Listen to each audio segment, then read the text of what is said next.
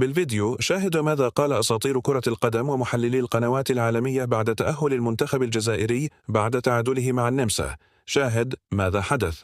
ولكن قبل أن نبدأ، إذا كنت فخورا بالمنتخب الجزائري فيرجى الاشتراك في القناة والإعجاب بالفيديو.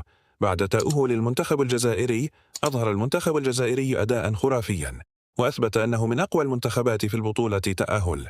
لم يكن عاديا، بل كان انتصارا للتكتيك ولروح قتالية عالية جعلت كل من شكك في قدرة الجزائر يصمت تماما. فالمنتخب الجزائري قدم مباراة كبيرة في كل الخطوط، وأثبت أنه يستحق التواجد بين المنتخبات الكبيرة بجدارة. لكن ما أدهش الإعلام والعالم لم يكن فقط الفوز، بل التصريحات النارية التي خرج بها كبار نجوم وأساطير كرة القدم العالمية الذين لم يخفوا إعجابهم الكبير بأداء الجزائر.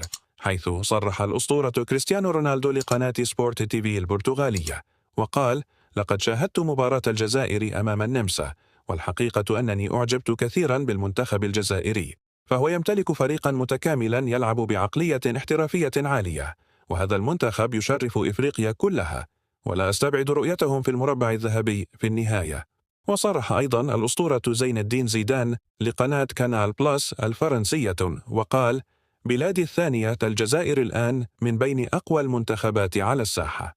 أعجبني انسجام اللاعبين وهدوءهم تحت الضغط. طريقة لاعبهم تشبه المنتخبات الأوروبية الكبيرة.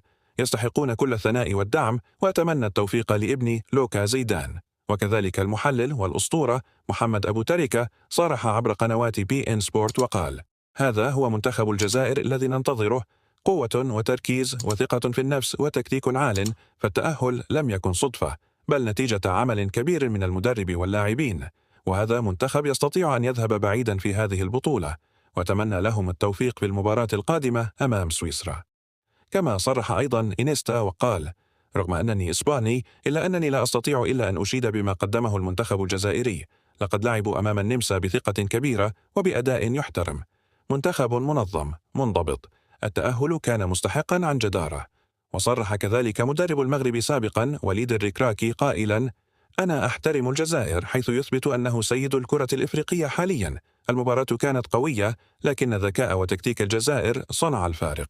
لعبوا بتركيز وثقة، وهذا يحسب لهم، فنحن أمام منتخب جاهز للذهاب بعيدا في البطولة. أما كيليان مبابي فقد كتب في تغريدة على حسابه الرسمي على تويتر وقال: هنيئا للجزائر على هذا الأداء الرائع. كنت أشاهد المباراة بانبهار.